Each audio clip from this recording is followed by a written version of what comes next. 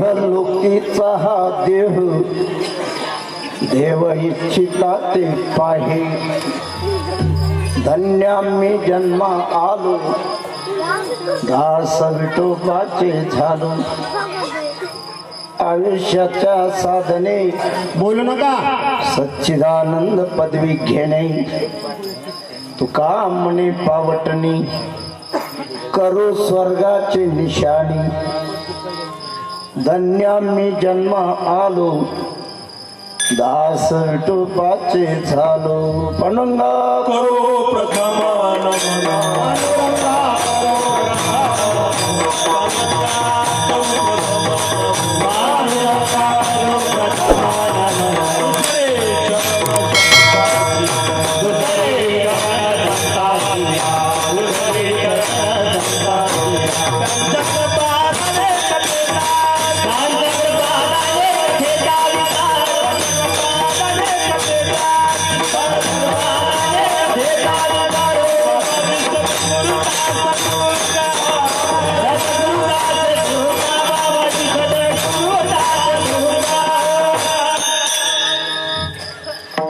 पांडुरंगा करो प्रथम नमन. दुसरे चरण संतांची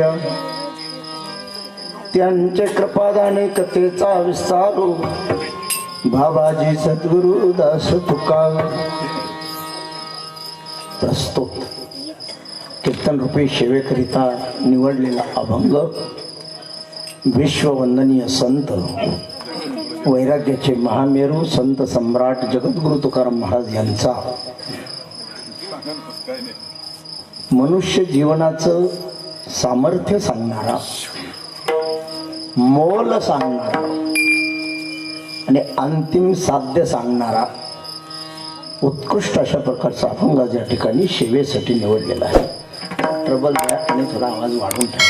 माझा आवाज जरा बसलेला आहे. उठालो उठालो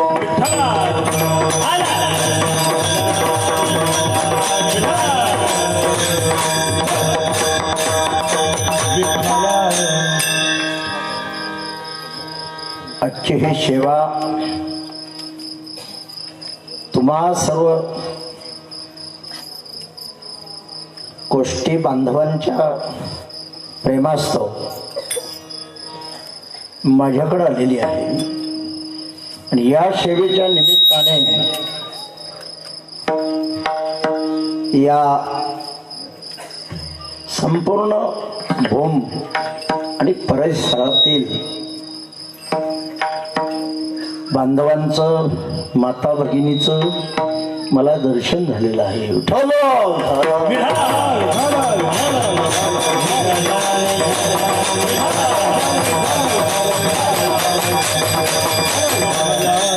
आजची ही सेवा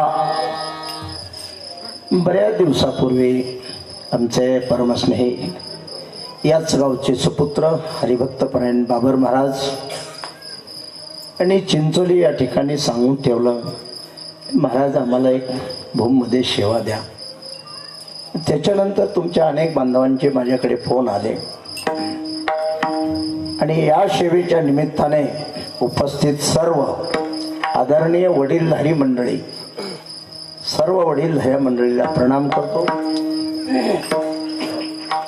उपस्थित सर्व शेतकरी बंधू, कर्मचारी बंधू, छोटे मोठे व्यापारी बंधू, डॉक्टर असतील, वकील असतील, इंजिनियर असतील, शिक्षक बंधू असतील, प्राध्यापक बंधू असतील, पत्रकार बंधू असतील आणि सर्व तरुण बांधव आणि सर्व माझ्या माता भगिनी, तुम्हा सर्वांना वंदन करतो. त्याचबरोबर उपस्थित सर्व गुणी आणि ज्ञानी असे टाळकरी बंधू, आणखीन थोडा वाढवा थोडा आवाज. उठालो उठालो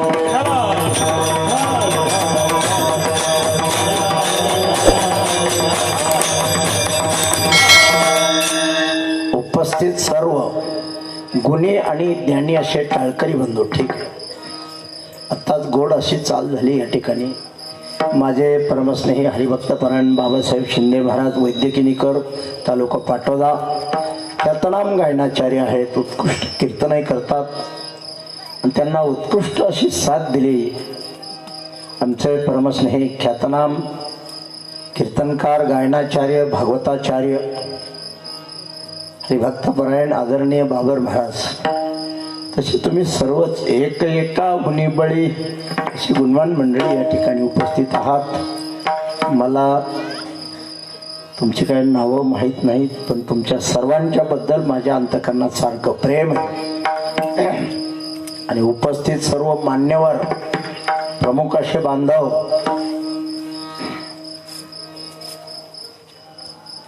त्याचबरोबर सर्व आदरणीय वंदनीय पूजनीय आमची महाराज मंडळी, आमचे परमस्नेही हरिभक्तपरायण मुळे सर उपस्थित आहेत. अजून कीर्तनकार कोण कोण आहेत तिथं? आहेत का कोणी? बाबा तुमचं काय नाव बाबा? अरुण महाराज. हरिभक्तपरायण अरुण महाराज काळे. तुमचं? महाराज गाडवे महाराज. गाडवे महाराज. हरिभक्तपरायण गाडवे महाराज आहेत. तुमची सर्वांची मी हजेरी घेण्याचा प्रयत्न करणार आहे. उत्कृष्ट असे मृदंगाचार्य, काय नाव बाळ? तुषार महाराज. हरिभक्तपरायण अशोक भोरे महाराज. छान. आणि उत्कृष्ट असे पेटीवादक बाबा टेके अप्पा. समोर बसलेली सर्व वडीलधारी मंडळी,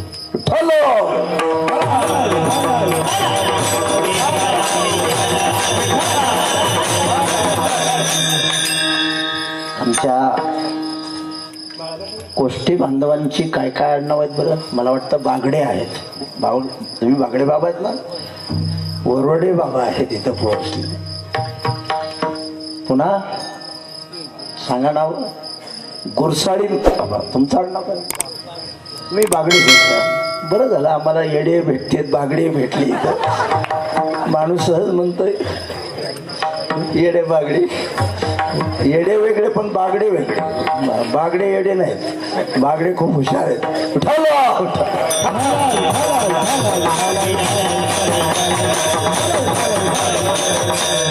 ते बाबर बंधू असतील. आणखी काय नाव आहे तुमच्या?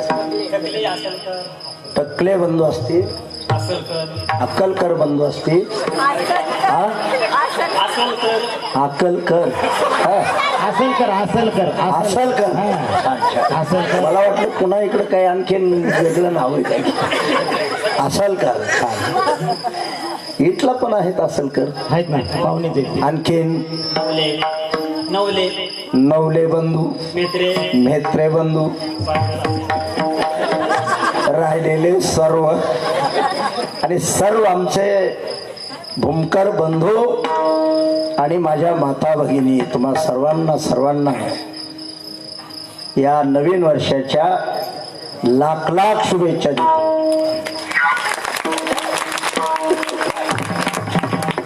चांगलं काम करताय तुम्ही, परमार्थिक काम करताय. बाबाई आमचे कुठेही असतात बरं का कीर्तनाला. काय नाव बाबा? शिंदे. एकदा यांना मी गाडीत घेऊन गेलो होतो कुठेतरी. म्हणले मला कीर्तनाला लिहायचं म्हणतो, चला बसा गाडीत.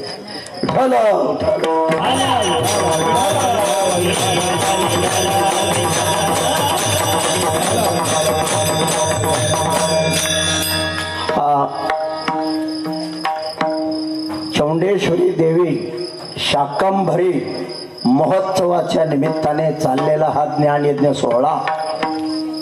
कशासाठी हे महोत्सव करायचे, कशासाठी हे उत्सव करायचे? हे उत्सव याच्यासाठी करायचे आपलं जीवन उत्सव बनावं, आपलं जीवन आनंदी व्हावं, समाधानी राहावं. आणि म्हणून हे उत्सव आहेत. उत्सव त्याच्यासाठी आहेत. आपल्या भारतीय संस्कृतीमध्ये अनेक सण वार ठेवले. का? कशासाठी हे उत्सव? आपलं जीवन उत्सव बनावं.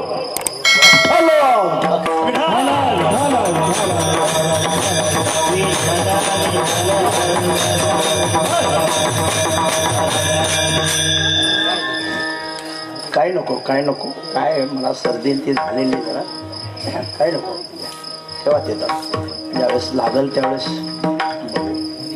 काय होतं जास्त होतं पुन्हा आणखी त्याच्यामध्ये नंतर घे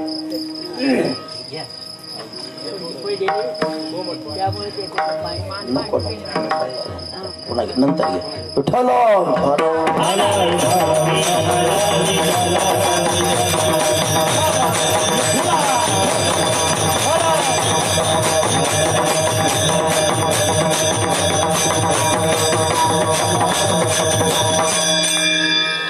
कशासाठी हे उत्सव आपलं जीवन उत्साही बनावं आपलं जीवन उत्सव बनावं आपल्या जीवनात समाधान नांदावं आणि म्हणून हे उत्सव करायचे हे पहा उत्सव देवाचे नाही केले तर देवाचं काही बिघडत नाही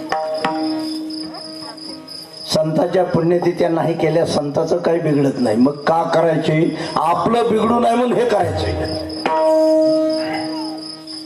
आपलं बिघडू नाही म्हणून हे करायचं असतं संतांची पुण्यतिथी केली तरी त्यांचं काय बिघडत नाही चंद्र सूर्य आहे तोपर्यंत अमर झालेले आहेत आणि देवाचं तर काही बिघडतच नाही सृष्टीचा चालक आहे मालक आहे त्याला तुम्ही नावं ठेवलं काय चांगलं म्हणलं काय काही फरक नाही त्याला पण आपल्याकरता हे करायचं बांधवांनो आणि समाजातील सुज्ञ बांधव साधू संत हे उत्सव घडून आणण्याचा प्रयत्न करत असतात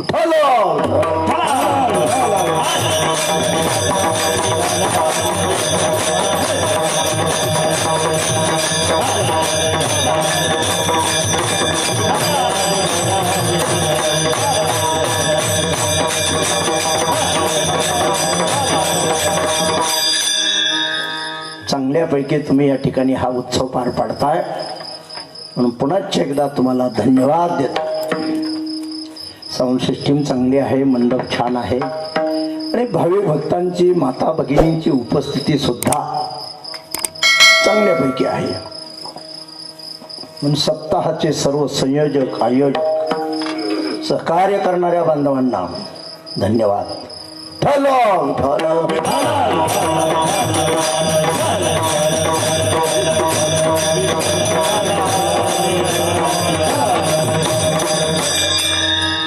आपण नेहमी ऐकत आलो माणूस हा सर्वश्रेष्ठ प्राणी आहे माणूस श्रेष्ठ आहे आपण नेहमी ऐकत आलो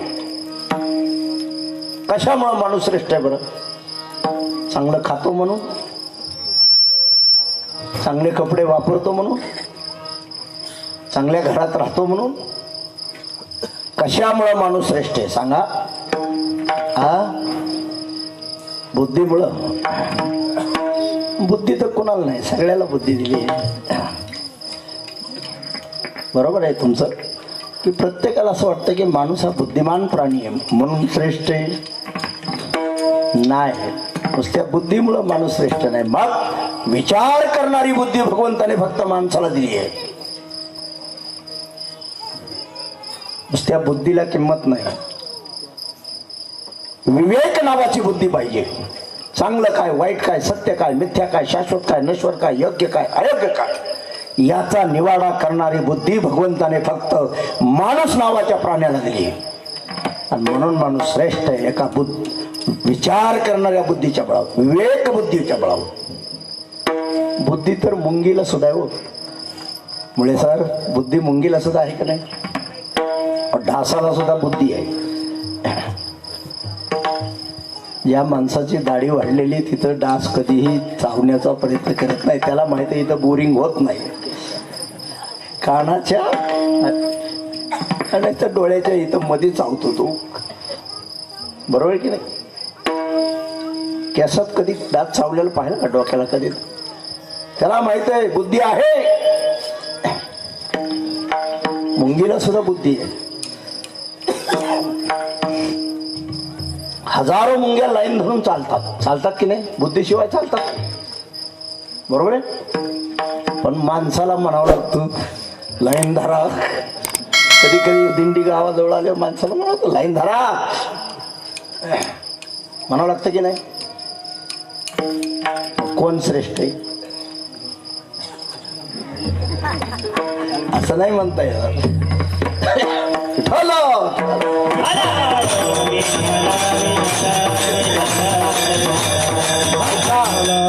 मुंग्या लाईन धरतात पण मुंगळे लाईन धरीत नाही. अजून बघा तुम्ही पाहण्याचा योग आला तर बघा शिंदे बाबा बघा तुम्ही मुंगळे तिथंच पुंचकीची पुंचकी अशी फिरत येत. लाईनने चलत नाहीत मुंगळे कधी पण मुंग्या मात्र लाईन धरून चालतात. मी फक्त मुंगी बद्दल सांगतोय बरं का.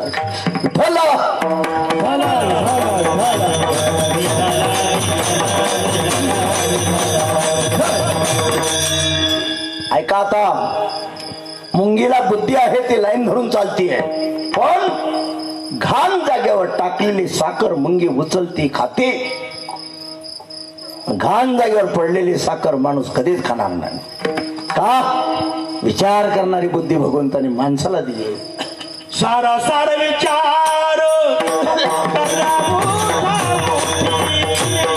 सारा सार विचार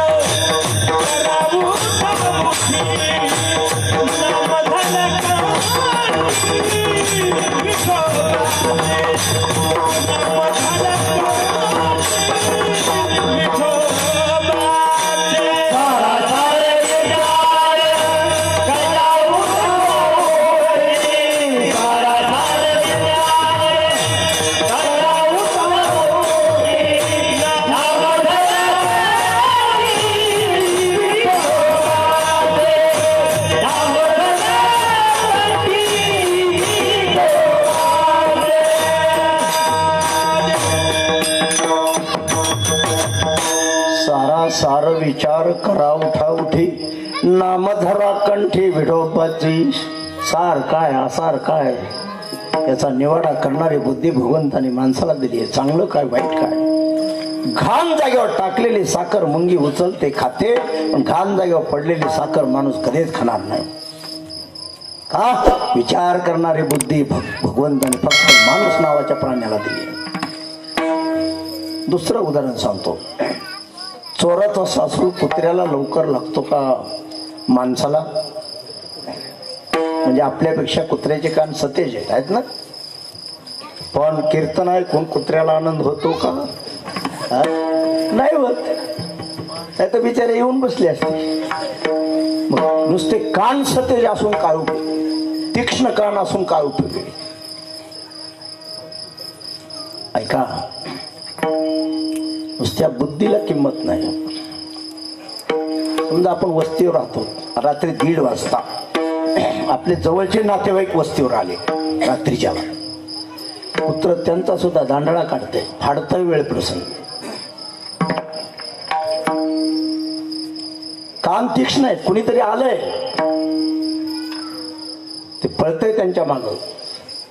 पण त्याला हे कुठं कळतंय की आपल्या मालकाचे हे जवळचे नातेवाईक आहेत. कळतं का कुत्र्याला. नाही कळत. नुसत्या बुद्धीला किंमत नाही. विचार करणारी बुद्धी कुत्र्याला नाही.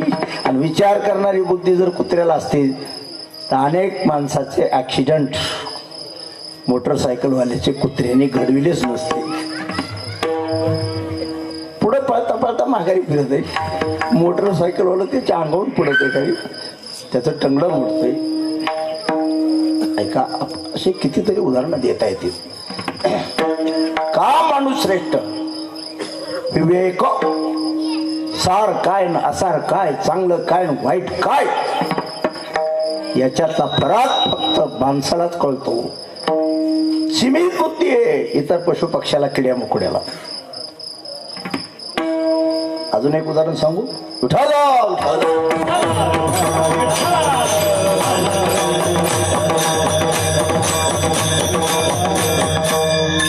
शेतकऱ्याने पाळलेली बैल असतात. बैल कितीतरी अशा दुर्घटना घडलेल्या आहेत. बैलानेच मालकाचा जीव घेतलाय. मारका बैल सुद्धा तो घास खाऊ घालतोय पेंड खाऊ घालतोय 3 टाइम पाणी पाजतोय. पण अशा कितीतरी दुर्घटना घडलेल्या आहेत की बैलानेच मालक मारलाय. आपला मालक एवढा जपतोय, आपण त्याला मारलं नाही पाहिजे. बैलाला कुठं कळतंय का? कळतं नाही कळत.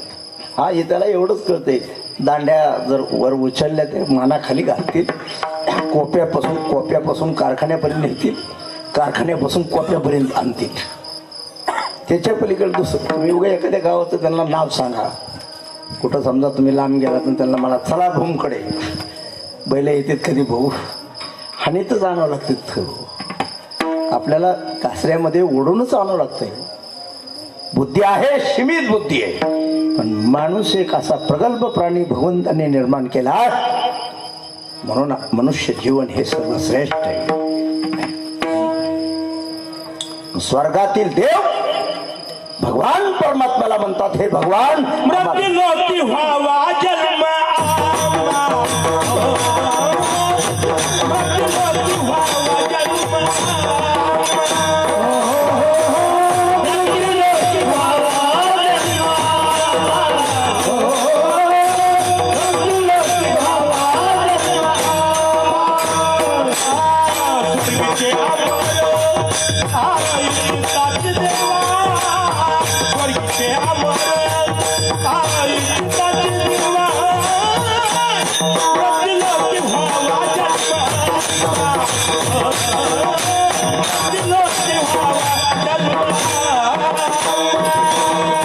स्वर्गीचे अमर आई ताज देवा. स्वर्गीचे अमर आई ताज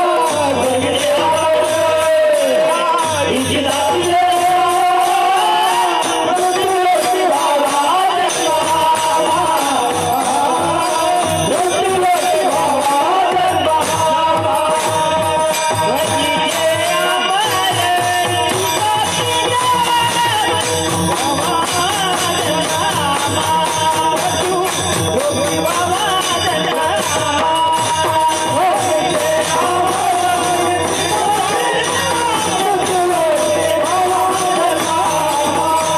मृत्यूलोकी व्हावा जन्म आम्हा. स्वर्गीचे अमर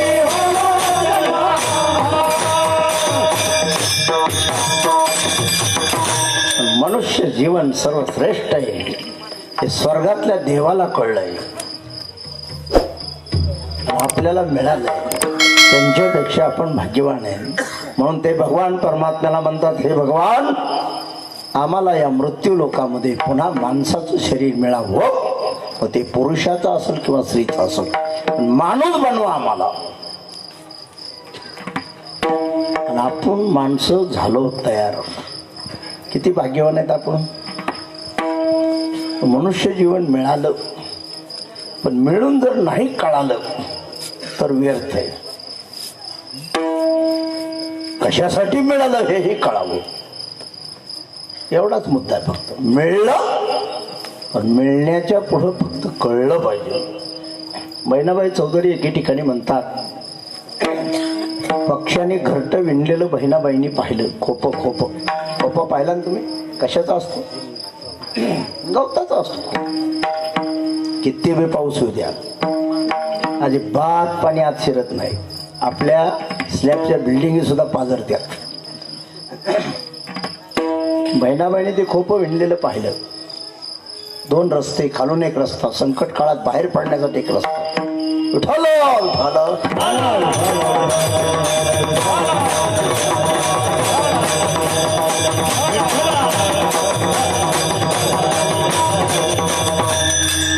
बहिणाबाई काय म्हणतात, माणसाला जागृती देण्यासाठी, कोपा येणाला जसा गेला त्याचा कोसा, कराची कारागिरी जरा देख रे माणसा.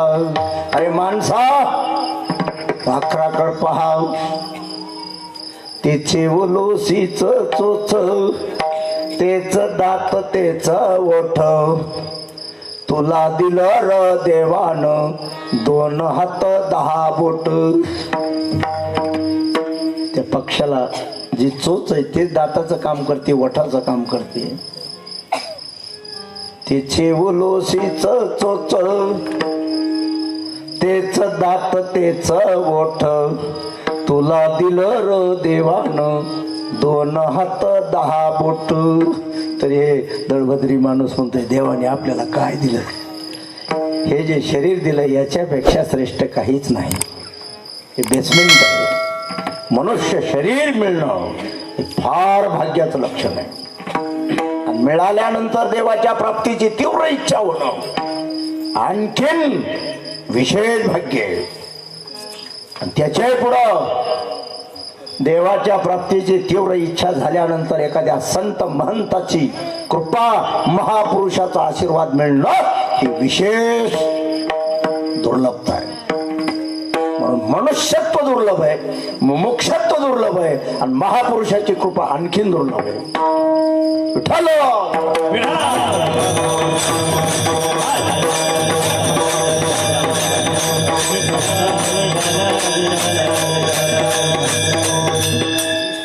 पेटी बिघडली बाप्पा, पेटी बिघडली ती.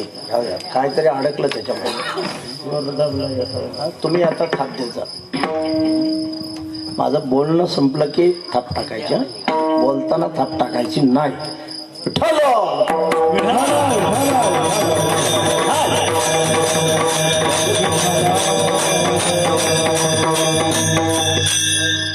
सारखं काहीतरी त्यांनी घोटाळा केला बघा बसल्या बसल्या. आज काय पडलं त्याच्यात असं आहे का?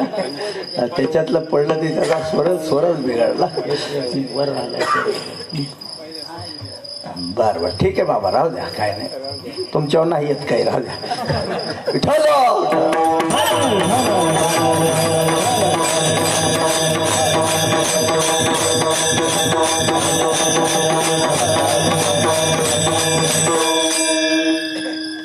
आपल्याला मनुष्य जीवन मिळालं म्हणून तुकोप्राण मोठ्या या जगाकडे पाहिल्यानंतर हे जग नुसत्या प्रपंचात दंग असलेलं पाहिलं आणि अंतकरण कळवळलं महाराजाचं. कळवळून काय म्हणतात,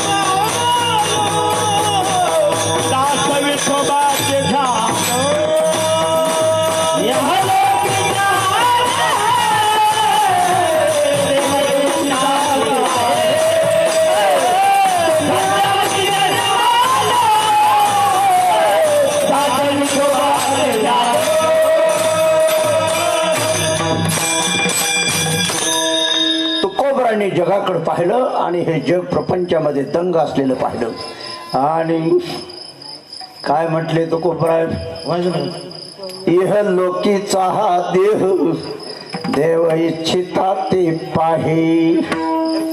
तुकाराम महाराज म्हणतात, बांधवांनो, माता माऊल्यांनो, हे मनुष्य शरीराची अपेक्षा स्वर्गातील देव करतात.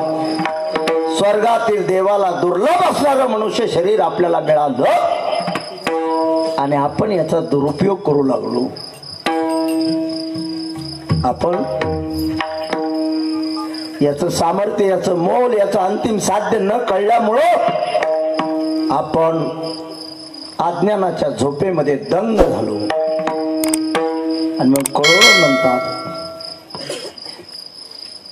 की मनुष्य शरीर देव दुर्लभ आहे ते तुम्हाला मिळाले बांधवांनो, तुम्ही भाग्यवान आहात. मग आता मिळालं, कशासाठी मिळालं एवढंच कळून देतो, जास्त सांगत नाही मी. मिळालंय आता, मग काय काय प्राप्त करायचंय हे पहा. पुढारी असल, वारकरी असल, शेतकरी असल, कर्मचारी असाल, व्यापारी असाल, कुठल्याही क्षेत्रामध्ये तुम्ही काम करत राहा. आपल्या वाट्याला आलेलं कर्तव्य प्रामाणिकपणाने पार पाडा. गीतेने कर्तव्याला धर्म म्हटलेलं आहे. पुढारी, वारकरी, शेतकरी, कर्मचारी सर्वांकरता हा संदेश आहे. मिळालंय ना आपल्याला जीवन हे, मग काय मिळवायचं, किती प्रकारचं कर्तव्य. बांधवांनो, माता माऊल्यांनो, लक्ष देऊन ऐका. आयुष्यभर ही माझ्या विचाराची शिजोरी तुमच्यासोबत ठेवा. तीनच गोष्टी प्राप्त करायच्यात, कुणी असो. पैसा, पुण्य आणि परमात्मा. काम संपलं. स्वाभिमानाने जगण्यापुरता माणसाने पैसा मिळवला पाहिजे. दळभद्री जीवन जगलं नाही पाहिजे.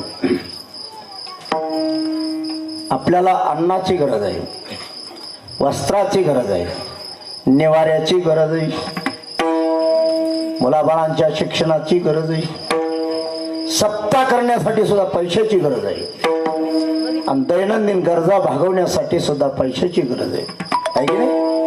म्हणून प्रत्येक माणसाने उद्योगाने दारिद्र्याचा नाश, जपाने पापाचा नाश, मौनाने कलहाचा नाश आणि आत्मजागृती झाली मृत्यूच्या भयाचा नाश. पहिलं काम आपण सर्वांनी हे करायचं आहे. आपल्या पोटा पाण्याची व्यवस्था आपणच लावायची आहे. विठ्ठल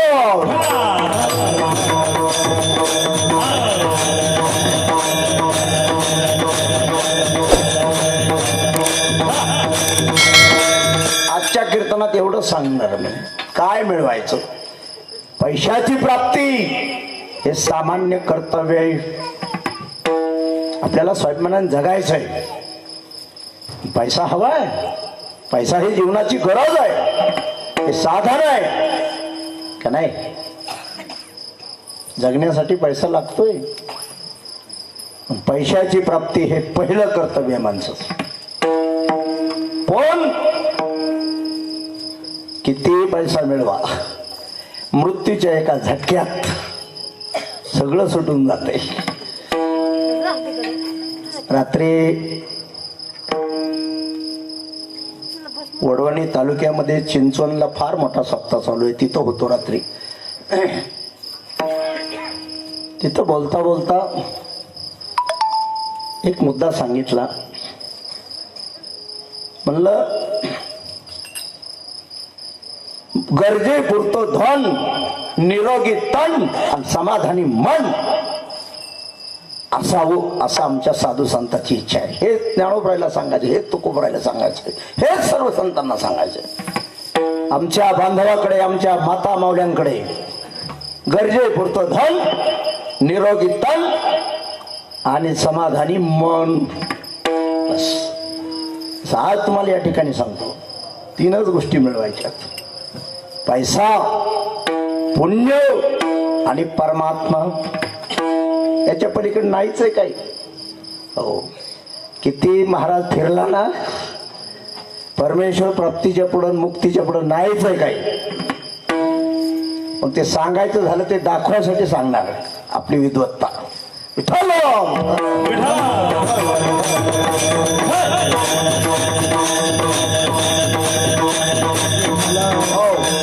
बागडे बाबा, पैसा मिळवला पाहिजे, पैशाची प्राप्ती केली पाहिजे. पोट पुरते काम,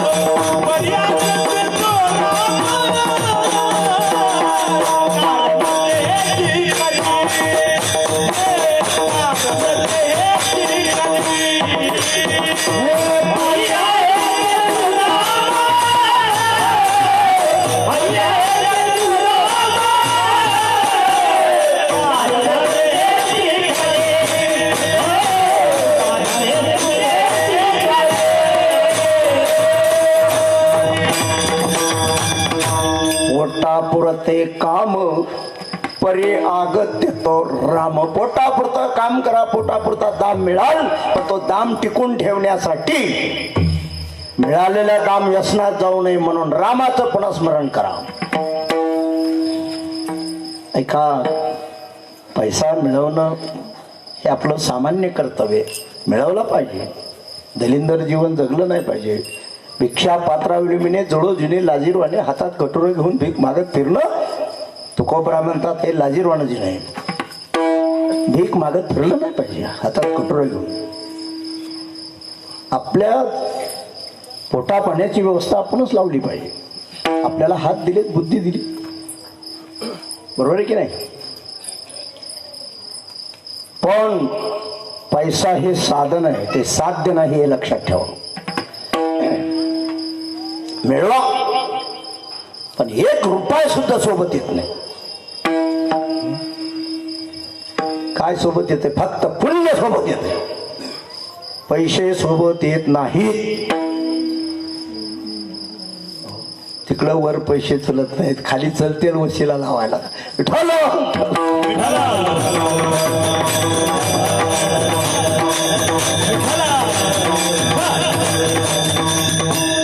पण आपलं काय झालंय बघा, पैसा आपल्यासाठी आपण मिळवला पाहिजे, पण आपली पूर्ण हयात आपण फक्त पैसे मिळवण्यासाठी घालतो, आणि ही चुकीची गोष्ट आहे. बागडे बाबा, तुमच्या डोक्याला टोपी आहे. टोपी कशासाठी? डोक्यासाठी. डोका कशासाठी? बरोबर आहे, ते गप बसले, हुशार आहेत, त्यांच्या लक्षात आलंय. टोपी डोक्यासाठी आहे, पण डोकं टोपीसाठी नाही. डोकं विचार करण्यासाठी, क्षणोक्षणी हाची करावा, विचार करावा पार भो सिंधू. टोपी डोक्यासाठी, पण डोकं टोपीसाठी नाही. फेटा डोक्यासाठी, पण डोकं फेट्यासाठी नाही. कोठा बैलासाठी असतो, पण बैल कोठ्यात बांधायसाठी नसतात. पण आपलं असं झालंय, कोठा बैलासाठी, बैल कोठ्यासाठी. तसं धन आपल्यासाठी, आपलं जीवन धन मिळविण्यासाठी. इथं घोटाळा झाला. म्हणून टोपी डोक्यासाठी आहे, पण डोकं टोपीसाठी नाही. पण आपलं टोपी डोक्यासाठी, डोकं टोपीसाठी झालं. पूर्ण जिंदगी आपली फक्त पैसे मिळवण्यामध्ये बर्बाद होते, आणि ही हानी आहे. पैसा हे साधन आहे, पण ते साध्य नाहीये. पैसा कष्टाने, नीतिमत्तेने जरूर मिळवा. जोडणी धन उत्तम व्यवहारे, उदास विचारे वेशकारी. उदास विचारे वेशकारी, उदास विचारे वेशकारी.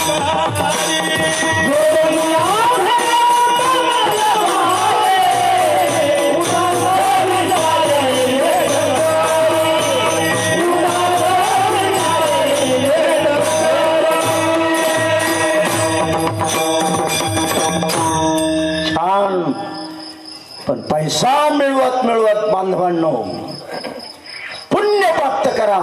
आणि पैसा मिळवत मिळवत म्हणजे संसार करत करत परमात्म्याची प्राप्ती करा, बस. पण पैशाची प्राप्ती सामान्य कर्तव्य, पुण्याची प्राप्ती विशेष कर्तव्य, आणि परमेश्वराची प्राप्ती तो आहेच आहे प्राप्त. याची अनुभूती, परमेश्वराची प्राप्ती मानवी जीवनाचं मुख्य कर्तव्य आहे. पैशाची प्राप्ती सामान्य कर्तव्य, पुण्याची प्राप्ती विशेष कर्तव्य, पण परमेश्वराची प्राप्ती मानवी जीवनाचं मुख्य कर्तव्य. त्याच्यासाठी हे मनुष्य जीवन मिळाले. देव प्राप्त झाला पाहिजे, अनुभूती आली पाहिजे, आत्मसाक्षात्कार झाला पाहिजे, आत्मज्ञान झालं पाहिजे, ब्रह्मज्ञान झालं पाहिजे, जीव ब्रह्म ऐक्य झालं पाहिजे. आणि मग सुट्टी आहे. कशातून सुट्टी आहे? पुनरपि जननम पुनरपि मरणम पुनरपि जन्नी जन्म हे संसार मरारे. तीनच गोष्टीबद्दल मी आज बोलणार आहे. चौथी गोष्टच काय करायची नाही. परमेश्वराचं प्राप्तीचा विचार आला की तो सद्गुणी बनतो, सदाचारी बनतो, माणुसकी निर्माण होते. सगळं सगळं एका ज्ञानाने सगळे प्रश्न सुटतात. पैसा मिळवा स्वाभिमानाने जगण्यापुरता, पण कितीही पैसा मिळवला तरी सोबत येत नाही. आणि नुसता पैसा मिळवला आणि पुण्य जर नाही केलं तर पुन्हा माणसाचा जन्म सुद्धा नाही. देव म्हणतात, अरे तुला मनुष्य जीवन दिलं मुक्तीसाठी, मोक्षासाठी आहे, आणि तू फक्त केर कात्रा गोळा करीत बसलास का? हा? इथं घोटाळा आहे, परमार्थ याच्यासाठी आहे. नुसत्या प्रपंचात दंग झालेल्या माणसाला जागा करण्यासाठी परमार्थ आहे. मी कुठलं तरी बाजारातलं मांडणारा महाराज नाही. पैसा तर आम्ही मिळवतो, पण बांधवांनो सांगू का, बागडे बाबा 32 वर्ष झालं माझ्या जीवनात मी रोज कीर्तनाला फिरतो, 1-1, 2-2, 3-3 कीर्तनं करतो, पण 32 वर्षाच्या काळात कुठंही मी अजून 10 रुपये सुद्धा कोणाचे डिझेलला सुद्धा घेतले नाही. मी नुसता सांगणारा महाराज नाही, माझ्या बुद्धीला ते पटत नाही. माझ्या बांधवाला, माझ्या माता मावल्याला, माझ्या ज्ञानोबरायचा, माझ्या तुकोबरायचा, माझ्या सावता बाबाचा, माझ्या नाथ बाबाचा, सर्व साधू संतांचा विचार मिळावा. विचारा वाचून न पविजे समाधान. You are the creator of your own life. तुम्ही तुमच्या जीवनाचे शिल्पकार आहेत, पण कधी जर तुम्हाला सद्विचार भेटला तर. सद्विचार म्हणजे सत्याचा विचार. या जगात एकच गोष्ट खरी आहे, एकच सत्य आहे, ब्रह्म सत्य आहे आणि जगन मिथ्या आहे. सत शिकलं बघा तिकडे. एक परमात्मा फक्त खरा आहे, तद व्यतिरिक्त हा सगळा झोट पसार आहे. नोहे तुझा हा परिवार दैव्य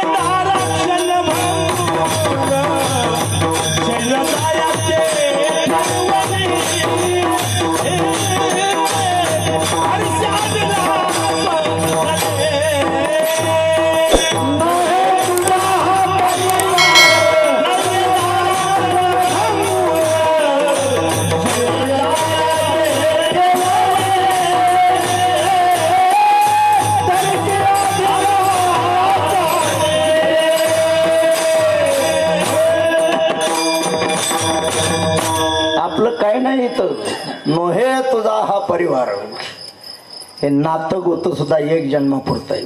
प्रत्येक वेळेस नातं बदललंय. आई वडील बदलले, मुलं बाळ बदलले.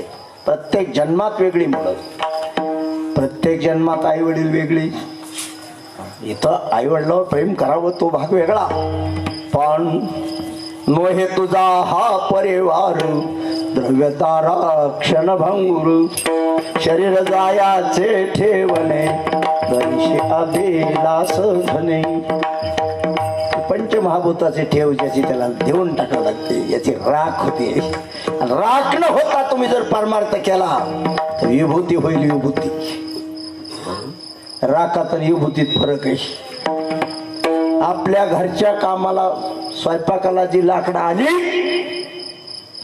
त्याला राख म्हणतात, आणि जी लाकडं समजा चाकरवाडी सारख्या ठिकाणी महाप्रसादाच्या कामाला आली. आमचे डॉक्टर वीर त्यांच्या तिथं बी मोठा सप्ताह करताय. माझे परमस्नेहित ते, त्यांचे पाहुणे ते आमच्या बीड जिल्ह्यातील एक विशेष व्यक्तिमत्व आहे. 10 मंदिराचा गावातल्या जीर्णोद्धार केलाय आणि 10 लाख रुपये सप्त्याला स्वतः खर्च करतायत. अशा ठिकाणी जी लाकडं जळतात सुलवणामध्ये, त्याच्यापासून जी राख तयार होते ती विभूती. माऊलीच्या चाकरवाडीच्या माऊलीची ती विभूतीची पुडी आपण कपाळाला लावतोय, लावतो की नाही? आपल्या चुलीतली राख आपण कधी लावली का कपाळाला? तिथले राख आपण पाण्यात टाकून पितोय. घराच्या भोवताली जर सर्प वगैरे काही निघले तर आपण तिथं ती राख टाकतोय की पुन्हा होऊ नये असं. का विभूती तिथल्या राखेलाच का किंमत? तिथं जी लाकडं जळाली महाप्रसादाच्या कामाला आली. तसं जी माणसं फक्त घरासाठी जगतात ती नामशेष होतात, आणि जी माणसं देवासाठी, देशासाठी, लोकांसाठी कामी येतात ती माणसं काही का होईना, काही काळ का होईना अजरामर होतात.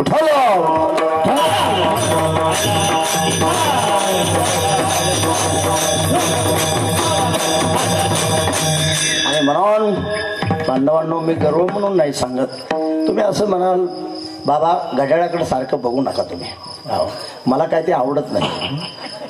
मी 3-4 वेळा झालं तुमचं घड्याळ पाहतो. घड्याळ सगळ्याला येतं, अहो कंटाळा येत असला ना आता येऊच नाही कीर्तनाला, विक्षेप आणू नका. माझा हेतू वेगळा आहे कीर्तन सांगण्याचा. हो, मी घेतो तुमचं फक्त नारळ घेणारा महाराज. मी तुम्हाला काही मागण्यासाठी आलेलो नाही, लक्षात ठेवा. इथं रोज 10 गावची फोन माझ्याकडे येतात. माझ्यापेक्षा खूप विद्वान आहेत, पंडित आहेत, शास्त्रीय आहेत, पण माझ्या अंतकरणातला भाव नक्की वेगळा आहे. बागडे बाबा गेल्या वर्षी वर्ल्ड बुक ऑफ रेकॉर्डमध्ये महाराष्ट्रात 25,000 कीर्तनकार आहे, पण 25,000 कीर्तनकारात माझी एकट्याची जगाच्या इतिहासात नोंद झाली.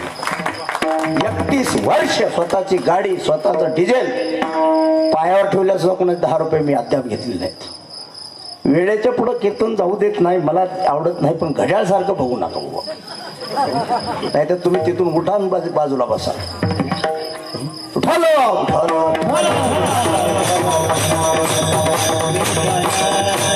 काय या माणसाने आयुष्यभर निष्ठा प्रपंचात पचून अडकलेले असते आणि घरच्या माणसाच्या कदर हित आलेले असते. त्यांना कुठेच टाइम जात नाही. आता कीर्तनात जर ह्याला टाइम तर बोर वाटतंय. लगे आताच 10:15च्या आतच हे बोर झालेत. म्हणजे यांनी सगळी खोटी कमाई केली. असो उठालो.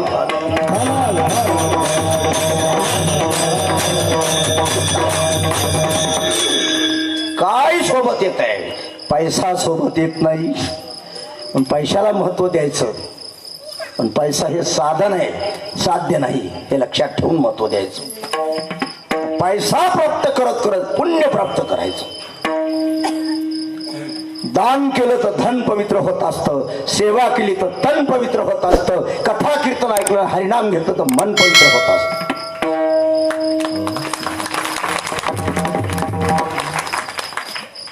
पुण्य कमवा, परोपकार करा, जनसेवा करा, दान धर्म करा, ताणलेचे ताण, भुकेलेचे भोग भागवा.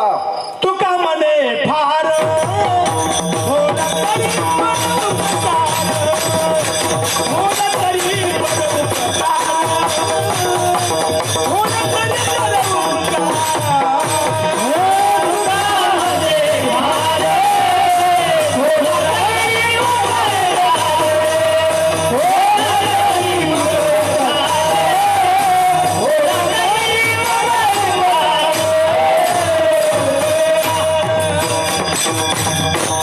एवढा जरी परोपकार नाही करता आला, मुळे सर एवढंसा व्हायना परोपकार करा. परोपकार फार महत्वाचा. स्वतःसाठी तर कुणी जगते हो, लोकांसाठी तुम्ही जगा. थोडं का व्हायना लोकांसाठी थोडं योगदान द्या. घंटा वाजला तिकडं खरंय म्हणते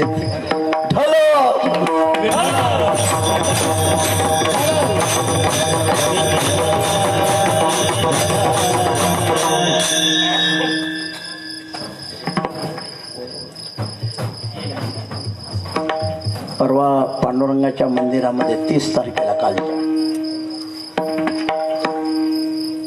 आंबेकर आणि आजरेकर फळाच्या वतीने भागवत महाराज चौरे यांनी फार मोठा भव्य दिव्य असा माझा सत्कार सोहळा त्या ठिकाणी आयोजित केला होता. मला त्यांनी सगळं तयार केल्यावर सांगितलं, म्हणले बापू तुमचा सत्कार ठेवला पांडुरंगाच्या समोर, हजारो माणसं या ठिकाणी उपस्थित आहेत, 100-150 महाराज उपस्थित आहेत, म्हणले तुम्हाला यावं लागतंय. मी म्हणलं कशा करता? अहो म्हणले आम्हाला आश्चर्य वाटलं. म्हणले 32 वर्ष म्हणले तुम्ही रात्रंदिवस स्वतःची गाडी घेऊन फिरताय, डिझेलची कोणाची अपेक्षा केली नाही, म्हणून आमच्या मनात आलं, पांडुरंगानेच बोलवलं तुमचा सत्कार 30 तारखेला कालच्या बाबा बागडे बाबा कोरडे बाबा खूप मोठा सोहळा झाला पांडुरंगाच्या मंदिरात. मी तिथं सुद्धा कीर्तन करतो. असं करायचंय आपल्याला. मी काय उपकार करत नाही, कुठेतरी माझ्या आईवडिलाची पुण्य असत, तुमच्यासारख्या सज्जनाचा साधू संतांचा आशीर्वाद मिळाला, पांडुरंगाची कृपा झाली आणि माझं छोटंसं कार्य म्हणून हे घडतंय. म्हणून मला हे सांगायचं आहे, नुसतं पैसा मिळू नका तेवढंच करीत बसू नका. हे केर कचरा आहे सगळा, झोट आहे सगळं. नोहे तुझा हा परिवार. मग पुण्य प्राप्त करा, जमाल तेवढं पुण्य. पण बरेच माणसं पुण्यच होऊन देत नाहीत. एक उदाहरण म्हणून सांगतो. एकदा 3 मित्र तीर्थयात्रा करत होते. सकाळपासून संध्याकाळपर्यंत प्रवास चालू होता. त्यावेळेस काही वाहनाची सोय नव्हती. आता वाहनं उभी करायला जागा नाही. पहिल्या काळात वाहनच नसायची, आहे की नाही बाबा. गाडीच पाहायला भेटत नव्हती लवकर. लांबचा काळ नाही, आता मागचा 30 वर्षाचा काळ आहे. तालुक्याच्या ठिकाणी 3 नाही तर 4च गाड्या होत्या.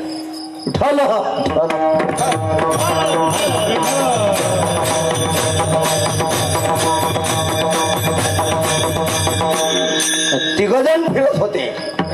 सकाळपासून संध्याकाळपर्यंत चलत होते. एक जण म्हणला, अरे सकाळपासून आपण चलतोय, पाणी पितोय, चलतोय, आता तरी जेवण करा. त्याच्यातला एक जण खूप चॅप्टर होता. म्हणला, कशा जेवणाची भानगडीत पडता. म्हणले, आता थोडी थोडी खिचडी बनवून खाऊ आणि झोपू. तिघांनी वर्गणी केली.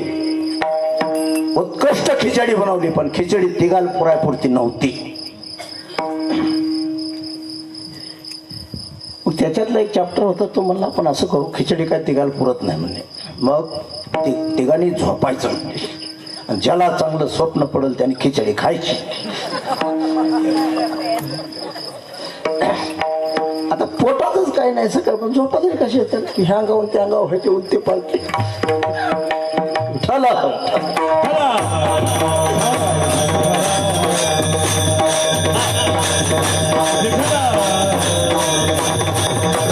सव्वा 11ला एकदम उठला.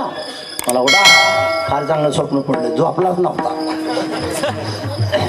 म्हणजे काय रंगविलं त्याने स्वप्न, रंगविलं. तिघांनी रंगविले स्वप्न. उडा, काय पडलं स्वप्न, फार चांगलं स्वप्न पडलं. प्रभू रामचंद्र सीतामाता स्वप्नात आल्या. म्हणलं, रामाने दर्शन दिलं आणि विचारलं, म्हणले, यायचं का तुला अयोध्येला. म्हणजे आता दर्शन झालं, कशाला येऊ अयोध्येला.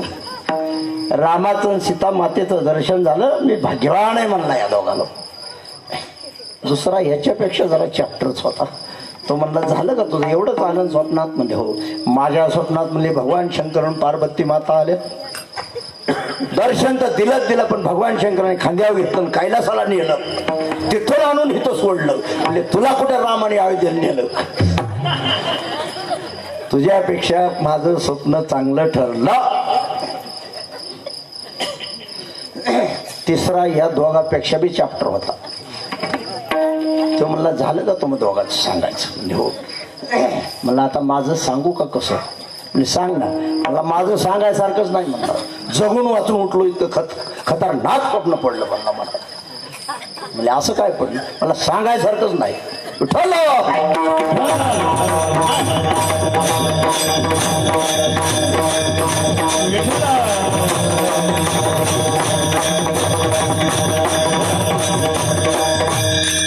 म्हणजे काय स्वप्न पडलं सांग.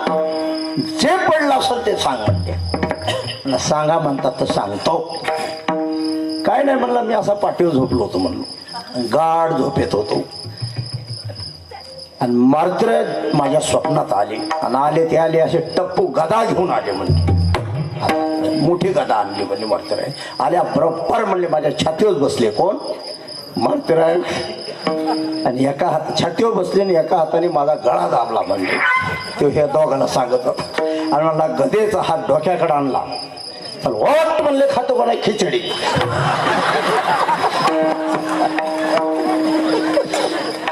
हे दोघं तर कावऱ्या बावऱ्याच झाले. नक्की घोटाळा झाला. तरी त्याच्यातला एक म्हणला, मग तू काय म्हणला. मला आता अशा कठीण प्रसंगी मी काय म्हणणार आहे. खातोच म्हणलो.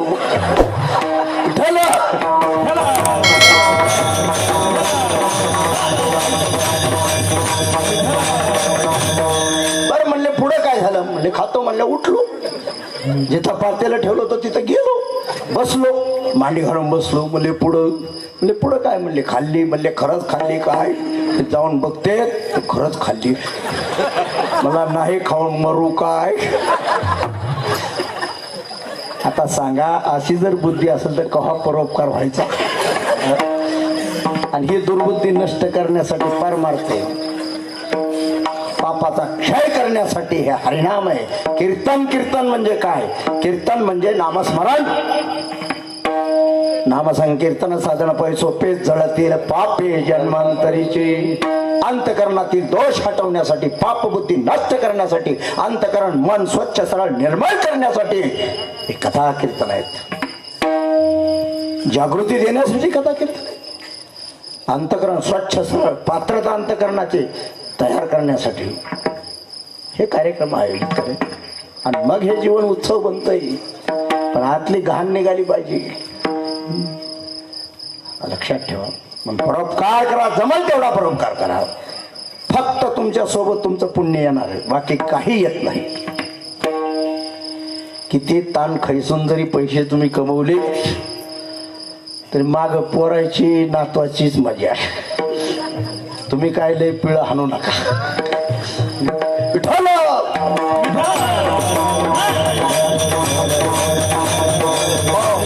म्हणून जवळ चलतात तवर तुमच्या हाताने सत्कर्म करा आणि पुण्याची शिदोरी अशी बनवा की पुन्हा तुम्हाला आणखी पवित्र ठिकाणी माणसाचा जन्म मिळेल, अशी कमाई करा. पापाने अधोगती आहे, पुण्याने उत्तम गती आहे आणि परमात्मा मिळाला तर मुक्ती आहे. नुसता पैसाच कमवला आणि पुण्य नाही केलं तर पुन्हा माणसाचा जन्म नाही, लक्षात ठेवा. तुम्ही असं समजू नका की मी लय कमवलंय आणि पुन्हा माणूस, अजिबात नाही. पुन्हा उलट कुत्र्या मांजराचा जन्म मिळू शकतो राखणदार म्हणून.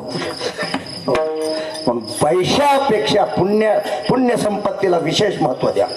मग त्याला संपत्तीपेक्षा पुण्य संपत्ती श्रेष्ठ आहे. आणि जे शहाणी माणसं असतात, जी समजदार माणसं असतात, ती पुण्य संपत्ती कमवत असतात. कथा कीर्तन ऐकणं सुद्धा पुण्य आहे, हा सुद्धा पुण्याचा भाग आहे. हरिनाम घेणं ना पुण्य. हरिमुखे म्हणा पुण्याची गणना कोण करी. हरिनाम घेणं पुण्य आहे, देवपूजा करणं पुण्य आहे, पंढरपूरला दिंडी जाणं पुण्य आहे, लोकांच्या कामी पडणं पुण्य आहे, ताणलेल्याची तहान आणि भुकेल्याची भूक भागवणं पुण्य आहे. आपण दिपावळीमध्ये जीव घालतो लोकांना, आहे की नाही? पण कुणाला घालतो? ज्याच्या पोटात जागा नाही त्याला. एखादा भिकारी धरून आणा रस्त्यावर आणि त्याला जीव घाला आणि मग 25 माणसं जीव घातले तर पुण्य आहे. पुण्य प्राप्त केलं पाहिजे. का पुण्य करायचं? निदान पुन्हा आपल्याला माणसाचा जन्म देणारं फक्त पुण्य आहे. बांधवांनो, माता मावल्यांनो, लक्ष द्या. उत्तमाची गती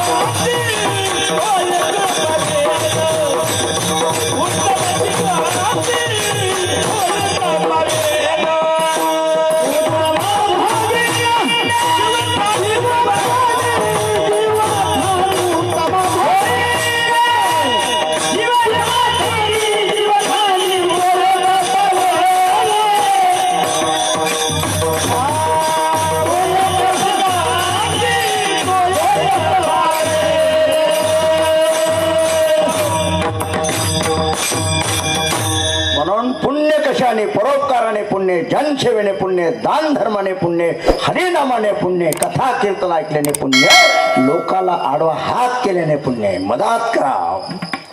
आणि हे पुण्य तुम्हाला स्वर्गातले देव बनवतंय. काही दिवस पुण्य आहे तुम्हाला. आणि खाली जरी आलात पुन्हा, मग आता या पुण्याची पावटी सरी सवी इंद्रपाची उठी उतरी येऊ लागती माघारी मग लोका खाली आल्यावर सुद्धा पुन्हा पवित्र ठिकाणी पुन्हा माणसाचा जन्म आहे. पण शहाणी माणसं पुण्य काम करीत असतात. जी शहाणी नाही ती नुसता केर कचरा गोळा करायच्या भानगडीतच तेवढंच त्यांना कळत असतं. असो, पण पुण्य सुद्धा माणसाचा जन्म देतंय, स्वर्गातले देव बनवतंय बांधवांनो. पण मुक्ती देण्याची ताकद पुण्यात नाही, मुक्त करण्याची ताकद नाही. कशातून मुक्ती? दुःखातून मुक्ती. कशाचं दुःख आहे जीवनात? जन्मता वेळेचं दुःख आहे, मरता वेळेचं दुःख आहे, जीवन जगत असताच दुःख आहे. आणि एका जन्मातलं दुःख नाही, लाखो जन्मात हे दुःख भोगावं लागतंय.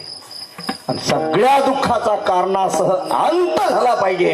आणि त्याच्यासाठी परमेश्वराची प्राप्ती, असा तो प्राप्तच आहे, आत्मेच्या रूपाने तर आहेच आहे.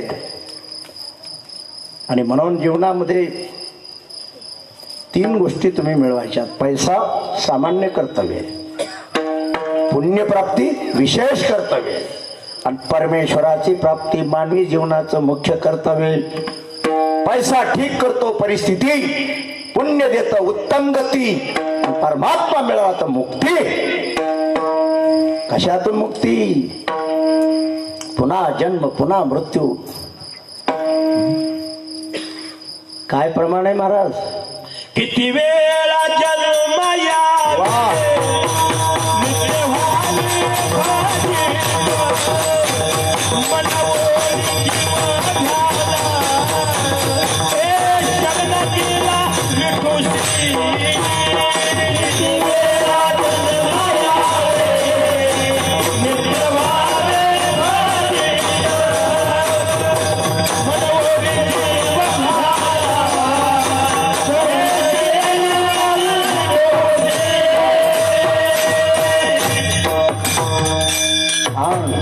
किती वेळा जन्मा यावे नित्य व्हावे फजित.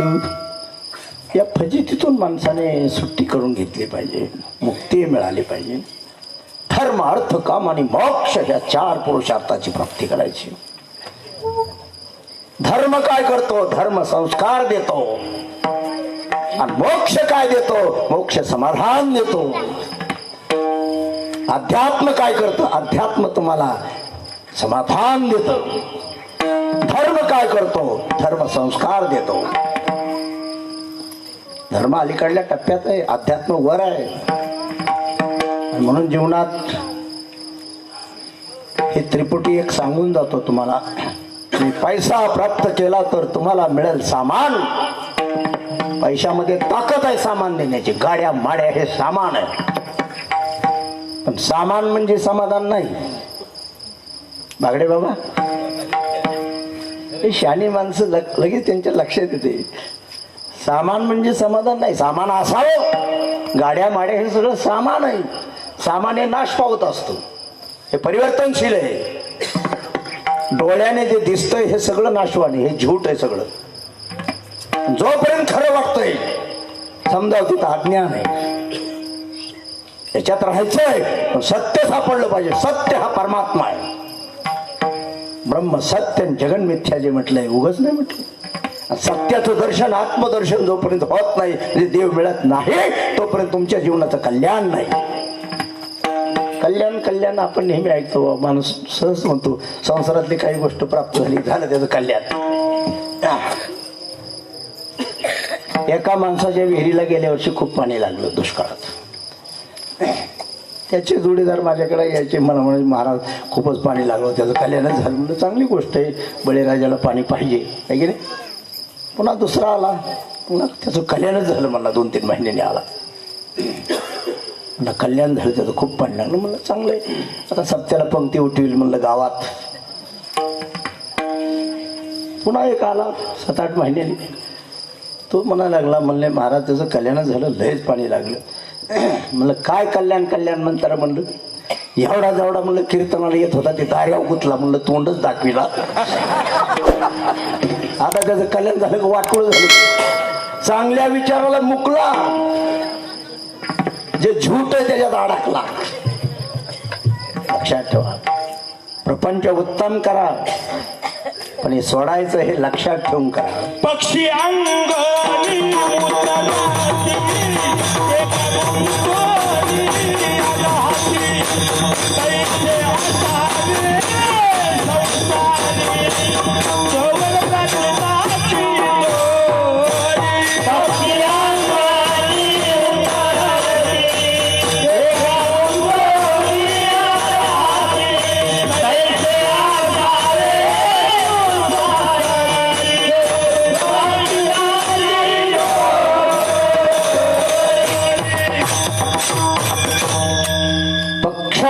माणसाला राहता आलं पाहिजे, पण तसं नाही राहत आहेत. माणसं चिटाकलेत म्हणून दुःखी आहेत. खोट्याला चिटाकलाय माणूस आणि म्हणून दुःख भोगतोय. दुःखाच हे पहा, दुष्काळ कशामुळे पडतो? पाऊस नाही म्हणून दुष्काळ आहे की नाही? का दुष्काळ? पाऊस नाही म्हणून दुष्काळ. का मृत्यू? का माणूस मरतो? सांगा बरं, कशामुळे मरतो? मेन कारण सांगा मृत्यूचं. आपल्याला सगळ्याला माहिती आहे, ॲक्सिडेंटनी मरतो, अटॅकनी मरतो, लिव्हर खराब होऊन मरतो, बरोबर? तुम्हाला सांगू का, शास्त्र सांगताय ही मृत्यूची खरी कारणं नाहीत, ही वरवरची कारण नाहीत. खरं कारण काय? मृत्यूचं बांधवांनो, माता माऊल्यांनो, मृत्यूचं एकाच कारण आहे. काय? शरीराचा जन्म. उपजेते नासे नासले ते प्रवृत्ती घटिका यंत्र जायचे परिभ्रमेगा. अरे ज्याचा जन्म होत असतो त्याचा मृत्यू ठरलेला आहे. हे शरीर जन्माला आलंय म्हणून जाणार आहे, बाकीच्या गोष्टी ह्या निमित्त आहेत. का मेला? त्याचा जन्म झाला होता म्हणून मेला. मृत्यूचं कारण आहे खरं एकच, जन्म. तसं दुःखाचं कारण सुद्धा एकच आहे. काय कारण आहे दुःखाचं? अज्ञान रूपी संसार जीवाला दुःख देतोय. फक्त आपला अज्ञान दुःख देत. अज्ञानामुळे अहंकार आहे, अज्ञानामुळे दुर्गुण आहेत, अज्ञानामुळे अशक्ती आहे, अज्ञानामुळे मोह आहे आणि मोहामुळे माणूस दुःख भोगतोय. ज्या दिवशी तुम्हाला तुमची ओळख होईल, आयम आत्मा ब्रह्म, आयम आत्मा ब्रह्म, अहम ब्रह्मास्मी, मी आत्मा आहे, मी अमर आहे, मी अजर आहे, मी परमात्मा स्वरूप आहे, मरणारा मी नाही. कोण मरतय? शरीर मरतय, शरीर मी नाही, मी आत्मा आहे. मग मी जर मरत नाही हा बोध झाला, भय राहिलं का?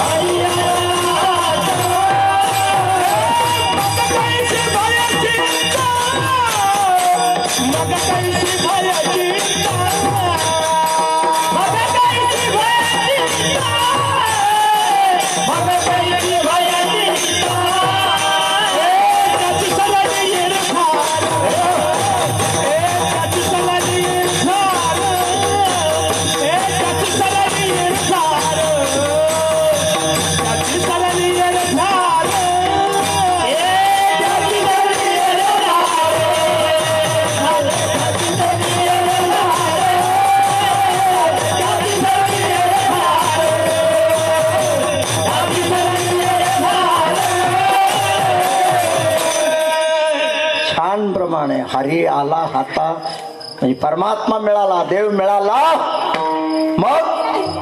मग कैची भय चिंता, मग चिंता मुक्ती, भय मुक्ती, शोक मुक्ती, दुःख मुक्ती आणि जन्म मरणातून मुक्ती.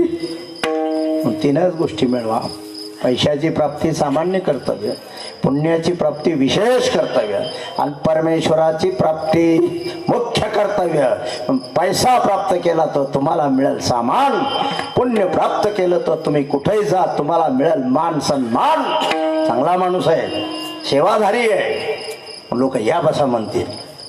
पुण्य कर्म करणारला मान सन्मान, पण परमात्मा मिळाला तर तुमच्या जीवनात कायम समाधान. तीन गोष्टी लक्षात ठेवा.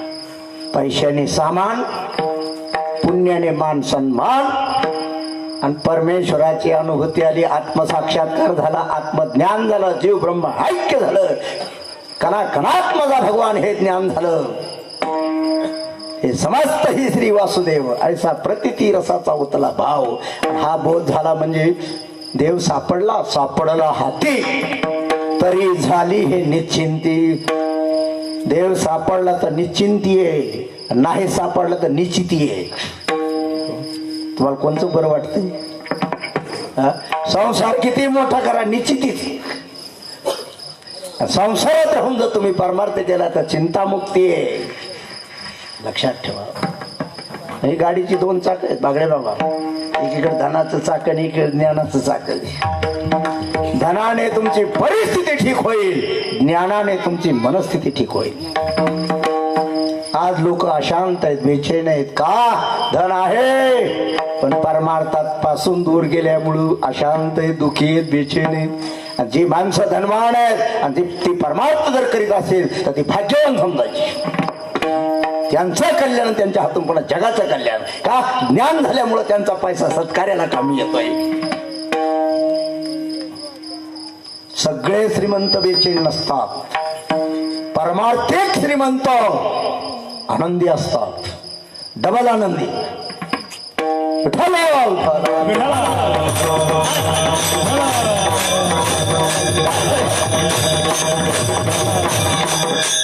पक्क एवढं लक्षात ठेवा, पैशाची प्राप्ती सामान्य कर्तव्य, पुण्याची प्राप्ती विशेष कर्तव्य आणि परमेश्वराची प्राप्ती करण्यासाठी हे मनुष्य जीवन आहे मुख्य कर्तव्य. देव मिळाला पाहिजे म्हणजे स्वस्वरूपाची ओळख झाली पाहिजे. पैशाने मिळतं सामान, पुण्य कमवलं तर तुम्हाला मिळेल मान सन्मान, पण परमात्मा मिळाला तर कायम समाधान. आणि त्याच्यासाठी तुकोप्र म्हणतात दुसऱ्या चरणात, धनानि जन्मालो,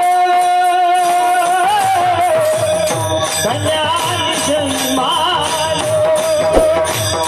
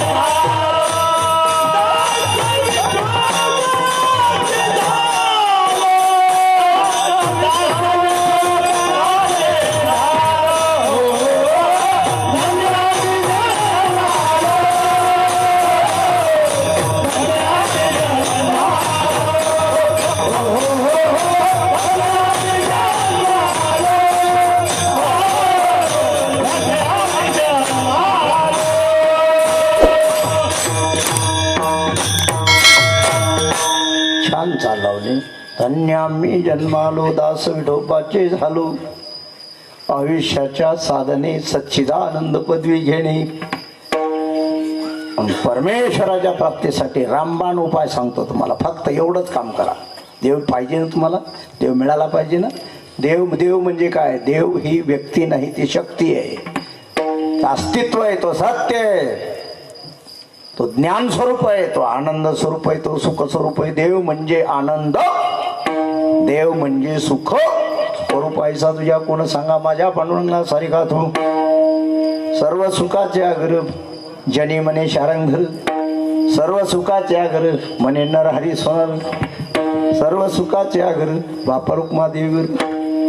देव देव म्हणजे काय? दिव्यते प्रकाशते इति नाम देव. जो प्रकाश आहे, जी दिव्यता आहे, जे ज्ञान आहे, जे सुख आहे, जो आनंद आहे, तो आमचा देव आहे. उठालो.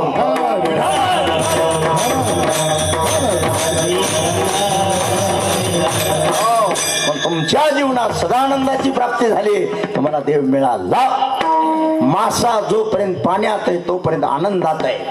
माशाने पाण्याला सोडलं की तो बेचैन होतो. तसा जीव आपल्या देवत्वाला विसरला म्हणजे अज्ञानाने दुःख भोगतो. चुकलेलं बाळ त्याला काही बी द्या, जोपर्यंत त्याला त्याची आई भेटत नाही तोपर्यंत ते रडायचं थांबत नाही. काय दिलं पोरग रडायचं थांबतं? बाजारात समजा चुकलंय, लहान लेकरू किती बिस्किट पुढे दिले थांबतं? एखादं बिस्किट एखादा मिनिट शांत राहील, पण आई आईच करीत. पण कसला ड्रेस घेतले होते, रडायचं थांबतंय? अंगात घालूच तर गप पडल, पण पुन्हा नक्की रडल. या जगात तुम्ही काही बी मिळवा, परमात्म्याचा साक्षात्कार जोपर्यंत होत नाही, आत्मदर्शन होत नाही, स्वस्वरूपाची ओळख होत नाही, खरा परिचय होत नाही, आयम आत्मा ब्रह्म, मी सच्चिदानंद आहे, हा बोध जोपर्यंत होत नाही तोपर्यंत आपल्या दुःखाचा अंत होत नाही. त्याला म्हणायचं देव मिळला. देव दिसणं वेगळं, देव कळणं वेगळं, देव मिळणं वेगळं. देव मिळण्यासाठी संताची गरज आहे. त्यालाच म्हणायचं देव मिळणं म्हणजे ज्ञान होणं. म्हणून शरीर संपत्तीच्या बळावर धनसंपत्ती कमवायची गरजेपुरती. धनसंपत्तीच्या पुढं पुण्य संपत्ती कमवायची हे विशेष कर्तव्य. आणि पुण्य संपत्तीच्या पुढं ज्ञानाची संपत्ती कमवायची. No gift is greater than the gift of knowledge. जगात ज्ञानापेक्षा काहीही श्रेष्ठ नाही. पण कोणतं ज्ञान? जीव ब्रह्म ऐक्य ज्ञान, ब्रह्म ज्ञान आणि मग समाधान. बाजार करणं हे जगण्याचं ज्ञान आहे. नोकरी करणं हे जगण्याचं ज्ञान आहे. व्यापार करणं हे जगण्याचं ज्ञान आहे. पण माणुसकीने वागणं आणि समाधानाने जगणं याच्यासाठी आत्मज्ञान ब्रह्मज्ञान. या अभंगावर जवळजवळ चिंतन झालेलं आहे आपलं. वेळ संपत आली आहे. ज्ञान झाल्यावर जीवनात कसं समाधान एवढंच सांगतो आणि सोडून देतो तुम्हाला. सुट्टीत खरा आनंद आहे. ते बाबा काय आता घड्याळाकडे बघत नाही, त्यांचं घड्याळ आता बंद पडले. कारण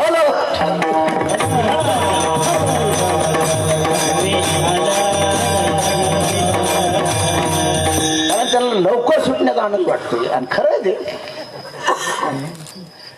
आनंद लवकर सुटणे. कीर्तन सुटल्यावर आनंद वाटावा, पण 10लाच आनंद सुटायची विचार करू नये माणसाची. एका शाळेमध्ये गेलो मी. सवय मी कॉलेजमध्ये शाळेमध्ये जाऊन व्याख्यानं देतो बऱ्याच ठिकाणी. एका वर्गामध्ये मी सहज मुलांना विचारलं, मला मुलं तुम्हाला खरा आनंद कधी होतो? काही मुलांनी सांगितलं आमच्या सरांनी अमुक सरांनी गोड शेरा दिला की आनंद होतो. कोणी सांगितलं बेस्ट शेरा दिला की आनंद होतो. कोणी म्हणले अमुक सर वर्गात आल्याबरोबर आम्हाला आनंद होतो. एका पोराने सांगितलं म्हणजे खिचडी शिजली की आनंद होतो. एक पाठीमागं पोरग सारखं असा हात वर कर, मला सांगू द्या करायचं. आता म्हणलं लांबून हात वर करते मगाच्या धरून म्हणलं ह्यालाही चान्स द्यावा. त्याला म्हणलं उठ बाळ, म्हणलं सांग मला खरा आनंद कधी होतो? मला खरं सांगू का? मला खरंच सांग ना. म्हटलं मला शेवटची घंटा वाजली टंग टंग टंग या पठ्ठ्याला आनंद होतो. खरा आनंद मुक्तीत आहे, सुट्टीत आहे.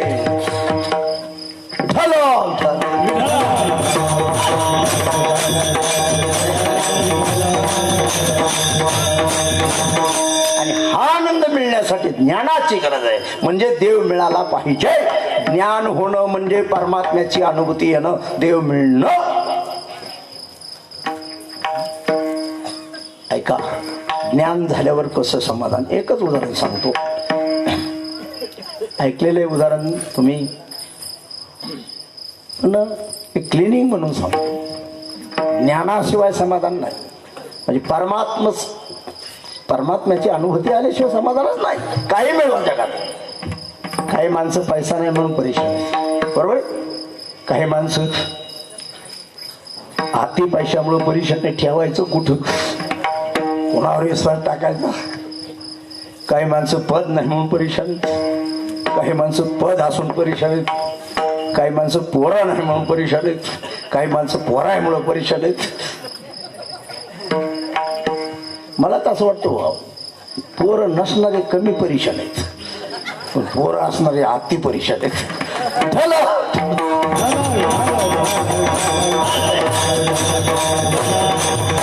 तुम्ही फक्त परमात्मा मिळवा, स्वस्वरूपाची ओळख करून घ्या.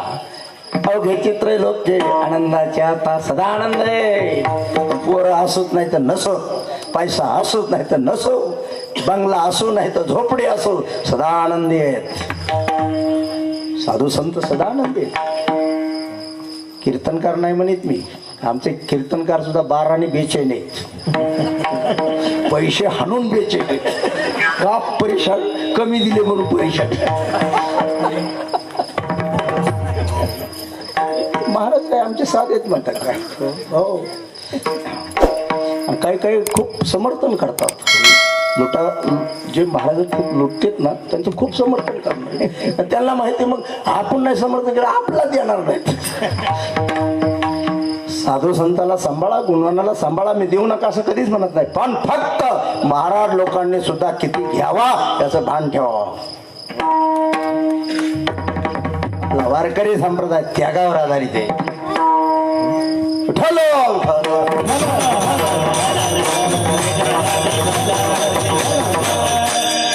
महाराज का बेचैन, खरं ज्ञान नाही म्हणून बेचैन आहे महाराज सुद्धा.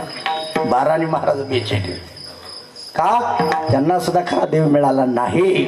कीर्तन सांगणं वेगळं आणि संत होणं वेगळं आहे, लक्षात ठेवा बांधव. कीर्तन केलं म्हणजे संतच आहे असं काही नाही. संतत्व ही एक अंतकम वृत्ती आहे. सगळेच कीर्तनकार संत नसतात आणि सगळे संत सुद्धा काय कीर्तन सांगत नसतात. ती एक वृत्ती आहे संतत्व.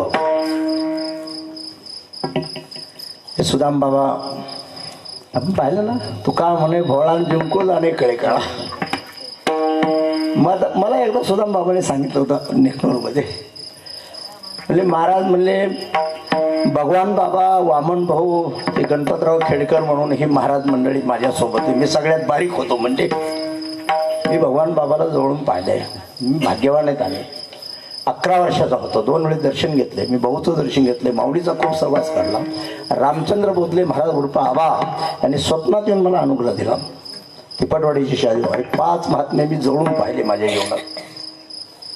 हे सुदाम बाबा ते नेहमी म्हणायचे मी रामनवमी दिवशी जाणार आहे. रामनवमी दिवशीच गेले कीर्तन चालू असताना. अधिकार, इच्छा मरण. भोळ म्हणजे निष्कपट व्यक्तिमत्व होतं. ते म्हणले भगवान बाबा, वामन भाऊ ह्यांच्यात मी बारीक होतो म्हणले.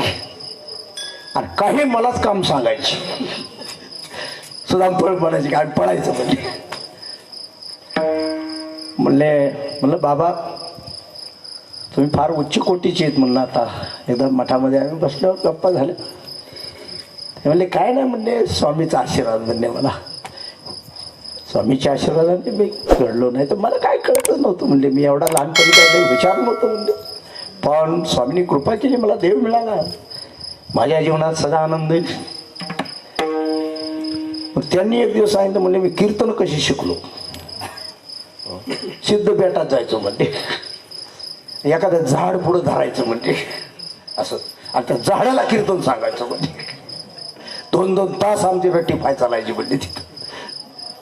म्हणजे मोकळ्या मनातून बोलणारं व्यक्तिमत्व होतं. मला स्वतः सांगितलं त्यांनी. नारदाच्या गादीवर मी बोलतोय म्हणजे मी झाडाला कीर्तन सांगून सांगून महाराज झालो म्हणजे तळमाळ संतत्व होतं. सगळेच कीर्तनकार काही संत नसतात, पण सगळेच संतांना सुद्धा काही कीर्तन सांगा येत नसतात. उठाला उठाला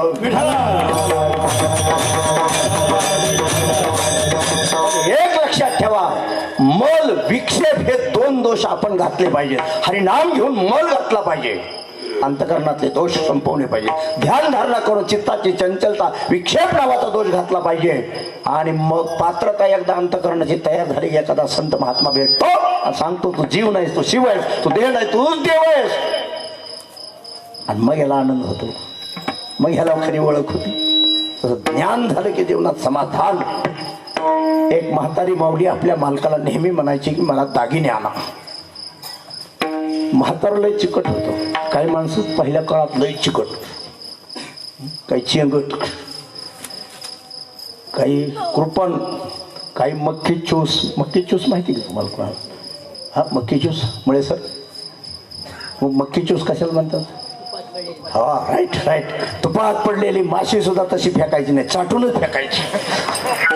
त्याला मक्खी चूस म्हणायचं. विठ्ठल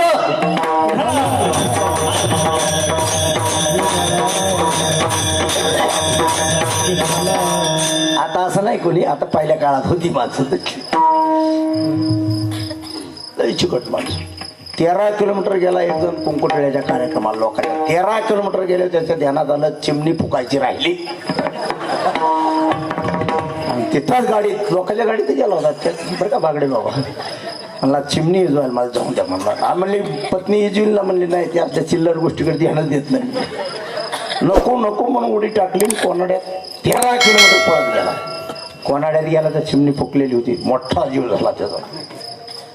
पत्नी म्हणली काय भानगड तुम्ही पुन्हा इथंच? पहाटपासून तुमचा गोंधळ, जायचंय जायचंय. पुन्हा महागारी कुठून? ते म्हणला 13 किलोमीटर. म्हणली का? ना चिमणी इजवत राहिली होती. म्हणली मला काय काय कळत. म्हणजे बरा नाप केला म्हणली 13 किलोमीटर येऊन. मला कशाचा नाप आहे? मला आता तुम्ही 13 किलोमीटर पळत आला, चपला किती उगाळल्या असत्या? देव म्हणला मी काय हेडा काय म्हणला, बगलात मारून आणले. अरे पट्ट्या, याला म्हणायचं चिंगट. काही चिंगट असते, काही कुटपण असते, काही हलकट असते. हलकट कसला आहे कुठं? काही माणसं हलकट आहे म्हणते तो. असो हे म्हातारा तसं चेंगट होतं. म्हातारीला नुसतं म्हणायचं पुढच्या वर्षी दागिने आणू, नुसतं नादी लावायचं. म्हातारी बिचारी भोळी होती. एक दिवस म्हातारी रागावली घरात. म्हणजे दरवर्षी नादी लावता. माझ्या आता ध्यानात आले, मी गेल्याशिवाय तुम्ही आणतच नाहीत. मला जास्ती बोलू नको, आजच आणतो. म्हातारा उठलो, त्यांनी थेट नगर गाठलं. नगरला का गेलं? मला जवळ घेतलं तर म्हातारी तपास काढी. भूम मध्ये कोणत्या दुकानात घेतलं? उघडं पडलं. नगरला गेलं, 5-4 हॉटेलात चहा पेलं. हॉटेल मधल्या एका मुलाला विचारलं मला खोटं दागिनं कुठं मिळतात? नकली पॉलिश केलेलं. हॉटेलात पोराची म्हणजे बाबा मी दाखवतो चला. 2 जण गेले. 100 रुपयात 5 तोळं दागिने घेतलं. काय आनंद झाला म्हणता. त्या म्हाताऱ्याला उड्या मारीचं झालं. 10 वाजता घरी पोहोचलो. मला जाऊ द्या, खर्चेच गेली पण ताणच गेला म्हणला. 10 वाजता त्या म्हातारीच्या पुढे दागिना टाकलं. काय ती माऊली खुश झाली म्हणतात. वर्ष भुकीत होती, दागिना आला. आणि एकदाच तिला दागिनं मिळालं. म्हातारी त्या दिवशी झोपलीच नाही, नुसते दागिन्याकडे बघत होती. पहाटे 4लाच कामाला लागली. चकचका हालायला लागली. कामाची गती वाढली.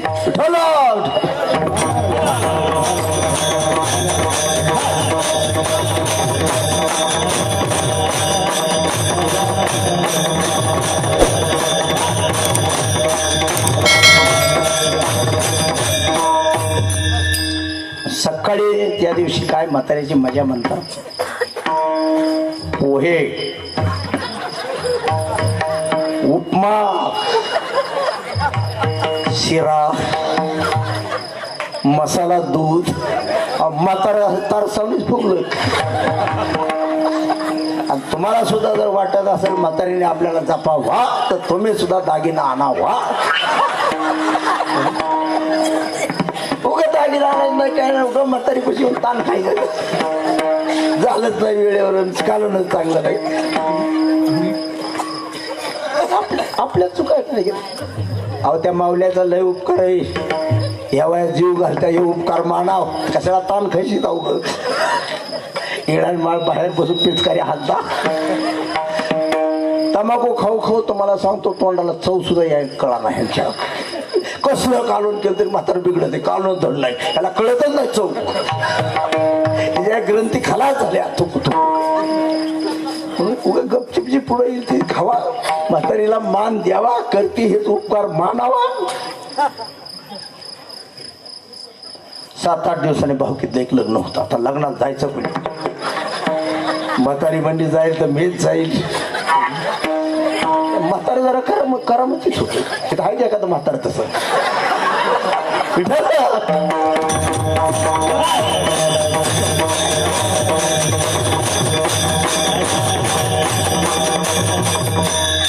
म्हातारा म्हणला हा पठ्ठ्यात तुला कसा जाऊन देईल मग जाईल तू बेच जाईल 3 दिवस दोघांची भांडणं करा म्हातारपणाला भांडणं करू नका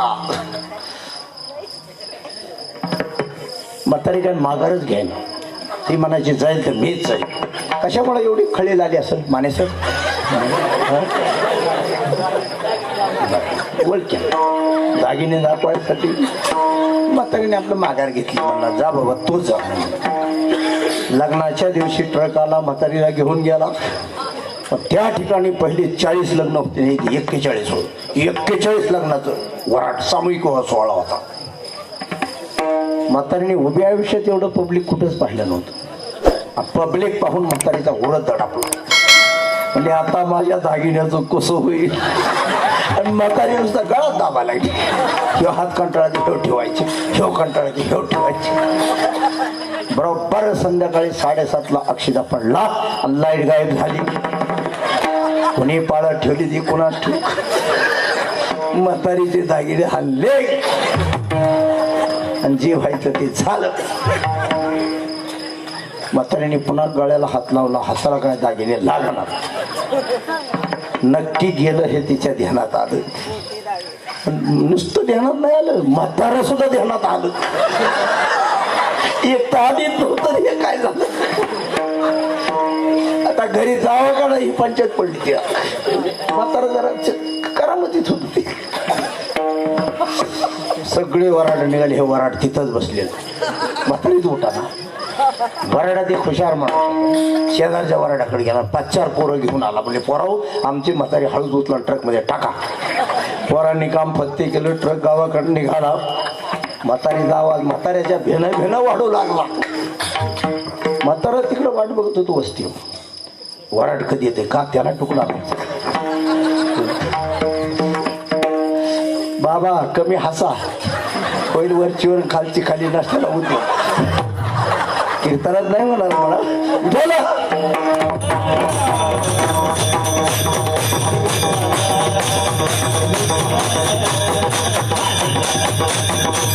मला वाटतं ह्या म्हाताऱ्याला एवढं हसत म्हातारा असंच करामती दिसते ते कोणाला पोहत नाही ते नक्की म्हातारीला असं करीत असावं खरं ना बाबा खरं ना खरं ना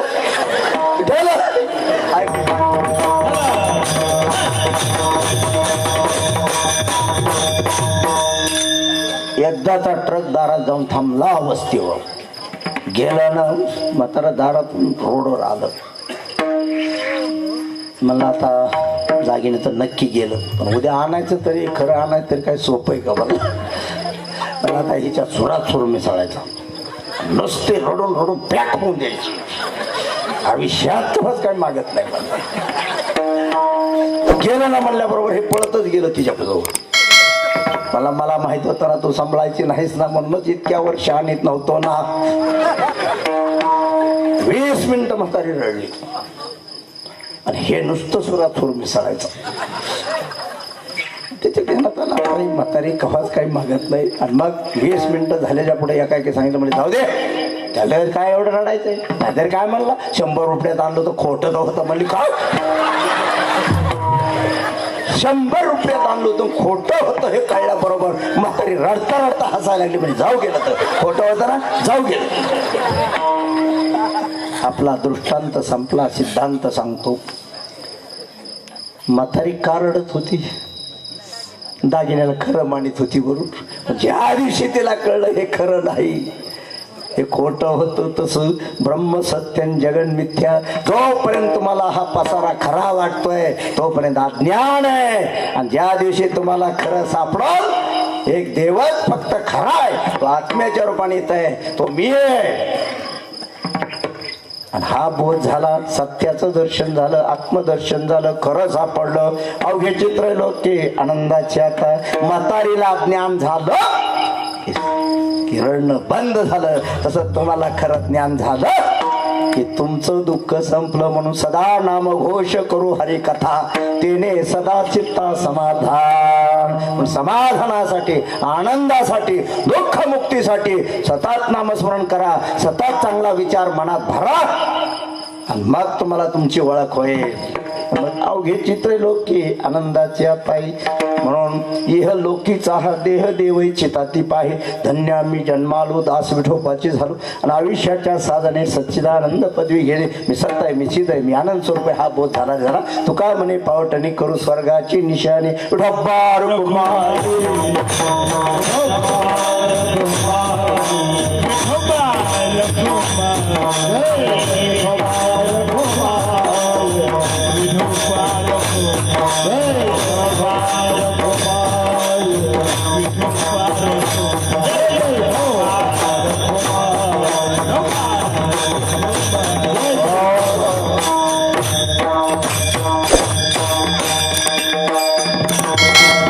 आपली वेळ संपलेली आहे. दिलेला विचार स्मरणात ठेवा, चरणात आणा, तुमचं कल्याण होईल. जाता जाता सांगतो, आपल्या आई वडिलाची सेवा करत जा, त्यांचा आशीर्वाद तुमच्या पाठीशी राहील. पवित्र तुळशी माळा गळ्यामध्ये घाला. मांसाहार करू नका. अन्न बिघडे तो मन बिघडे, पाणी बिघडे तो वाणी बिघडे. कुठलं व्यसन सुद्धा करू नका. बा माणूस हा चुकीचा पुतळा आहे, चुका होत असतात. तंबाखू, बिडी, सिगारेट, करणपुड्या, गोवा, मावा, गांजा, दारू, कुटुंबाची कुटुंब आपली उद्ध्वस्त झाली. व्यसन चांगलं नाही. व्यसन असावं पण कोणतं? ज्ञानेश्वरी वाचण्याचं व्यसन असावं, गाथा वाचण्याचं व्यसन असावं, दररोज मंदिरात जाऊन दर्शन घेण्याचं व्यसन असावं, सत्कर्म करण्याचं, कुणाला तरी जीव घालण्याचं रोज व्यसन असावं. आणि म्हणून जीवनामध्ये हा जो विचार आहे हा माझ्या साधू संतांचा विचार आहे बांधवांनो. तुम्ही चांगल्यापैकी या ठिकाणी काम करताय. चौंडेश्वरी मातेला मी प्रार्थना करेल की या बांधवाला अशी सद्बुद्धी राहो आणि यांच्या हातून जगाचं कल्याण व्हावं आणि यांचंही कल्याण जगदम या चौंडेश्वरी मातेने करावं अशी त्या मातेच्या चरणी प्रार्थना करतो. माऊलीचं भजन ज्ञानेश्वर